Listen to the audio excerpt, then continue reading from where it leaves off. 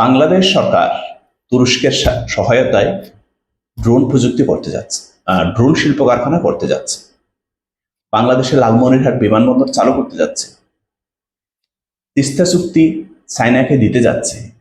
তিস্তা এমন একটা জায়গায় অবস্থান করছে, এই চুক্তি যদি চায়নার সাথে করে তাহলে ভারতের মাথা ব্যথার কারণ এটি।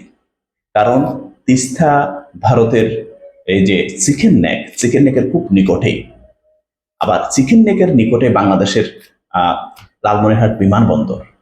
ভারতের মাথা ব্যথা তো হবেই। চায়না যদি একটু করে নাড়া দেয়, চিকেন নেক যদি বন্ধ করে দেয়, তাহলে ভারতের যে 7 রাজ্য 7 সিস্টার্স ভারত থেকে বিচ্ছিন্ন হয়ে যাবে, নতুন করে স্বাধীন হয়ে যাওয়ার সম্ভাবনা আছে। ভারতের মাথা ব্যথার কারণ হচ্ছে এই তিস্তা চুক্তি। বাংলাদেশে যদি অ্যাট এনি হাউ চীন প্রবেশ করে, ভারত আর শান্তিতে থাকবে না।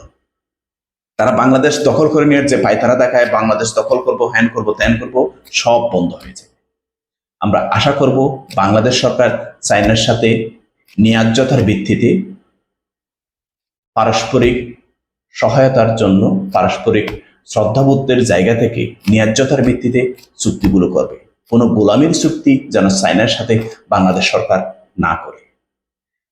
চায়নার সামরিক সহায়তা যদি বাংলাদেশ পায়, চায়নার অর্থ সহায়তা যদি বাংলাদেশ পায়, চায়নার প্রযুক্তিগত সহায়তা যদি বাংলাদেশ পায়, তাহলে আজকের বাংলাদেশ আগামী 20 বছর পর অথবা 50 বছর পর অনেক দূর এগিয়ে যাবে বলে আমার বিশ্বাস। বাংলাদেশ এগিয়ে না যাক আমার কোনো মাথা ব্যথা নেই। শুধু ভারত মুক্ত হোক, ভারতের প্রভাব মুক্ত হোক, বাংলাদেশ স্বনির্ভর হোক, বাংলাদেশ নিজেদের পায়ে দাঁড়াতে শেখুক, নিজেদের প্রযুক্তিকে উন্নত করুক, নিজেদের চিকিৎসা সেবাকে উন্নত করুক, দুর্নীতি কমিয়ে আনুক। বাংলাদেশ এমনিতেই মাথা উঁচু করে দাঁড়াবে। ধন্যবাদ।